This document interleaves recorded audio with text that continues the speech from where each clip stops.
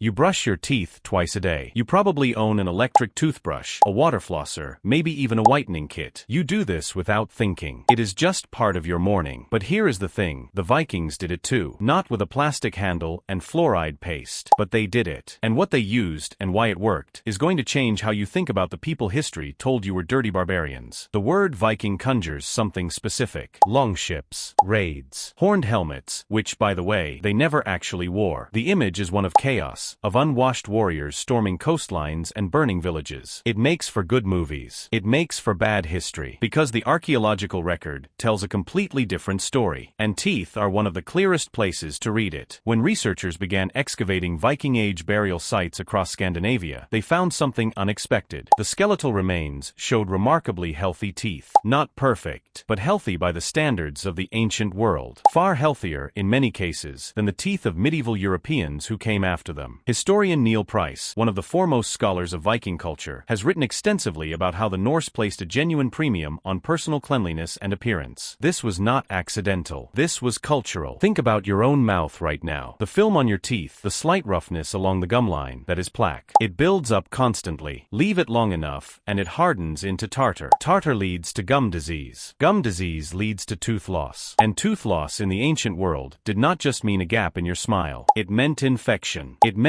pain that never went away. It meant, eventually, death. So the question of dental hygiene was not cosmetic. It was survival. The Vikings understood this at a practical level. They did not have the science, but they had thousands of years of accumulated knowledge passed down through generations. They watched what happened when teeth rotted. They learned what helped, and so they developed methods. Simple ones. Effective ones. The most common tool was a twig. Not just any twig. Specific species of tree were preferred, and for good reason. Hazel was widely used across Scandinavia. So was lime wood, and in some regions, spruce. These were not random choices. The fibrous ends of freshly chewed twigs spread into natural bristles. The act of chewing activated plant compounds in the wood, mild antiseptic properties that modern botanical research has since confirmed. You did not just scrub your teeth with a twig. You were delivering medicine to your gums at the same time. Archaeologist Soren Sindbeck, who has led multiple excavations of Viking trading posts and settlements, notes that grooming tools were among the most commonly found personal items at Norse sites. Combs carved from antler bone, ear scoops, tweezers, and in many cases, small sharp implements interpreted as toothpicks. These were not luxury items. They were everyday tools, carried by ordinary people. This was not a society that ignored the body. This was a society that tended to it. Salt played a role too. Dissolving coarse salt into water and rubbing it along the gum line is one of the oldest dental practices in the known world. It is abrasive enough to remove buildup. It disrupts the bacterial environment that causes decay. Modern dentists still recommend saltwater rinses after oral surgery for exactly these reasons. The Vikings did not know about bacteria, but they knew salt worked, and so they used it. There is also evidence suggesting the use of ash. Wood ash is alkaline. It acts as a mild abrasive when rubbed against the tooth surface. Dipped onto a cloth or the end of a chewed twig, it could scrub away the same film your modern toothpaste targets. It sounds crude, but chemically, it is doing a version of the same job. The mechanism is different. The result is surprisingly similar. Now here is where it gets counterintuitive. The Vikings' diet was, in one specific way, actually kinder to their teeth than what came after them. They ate a great deal of protein, fish, meat, dairy. They ate root vegetables, grains, and wild plants. What they did not eat in large quantities was refined sugar. Sugar, in the concentrated forms that began flooding European diets in the medieval and early modern period, is one of the primary drivers of tooth decay. It feeds the bacteria that produce the acids that erode enamel. The Vikings, living before that flood, were partially protected by their own historical moment. Their teeth were not healthy simply because of what they did. They were also healthy because of what they did not eat. This is a pattern historian Poolholm has documented in dietary analyses of Norse populations. The combination of protein-heavy diets, low refined carbohydrate intake, and active lifestyle created physical profiles that in some respects rival or exceed those of modern populations living sedentary lives with constant sugar access. Your ancestors, it turns out, were not fighting against the same enemies your enamel faces today. But back to the mouth. Beyond the practical tools, the Norse relationship with personal appearance had a deeper cultural dimension. Old Norse sagas are full of references to grooming. Warriors described as unkempt are marked as dishonored. A man who did not tend to himself was a man who had given up on his reputation. And in Viking society, reputation was everything. It followed you into the afterlife. Odin's Hall Valhalla was not a place for the unwashed. You arrived arrived there as you had lived. How you appeared in this life mattered. There are accounts from Arab diplomat Ahmad ibn Fadlan, who encountered a group of Norse rust traders near the Volga River in 922 AD.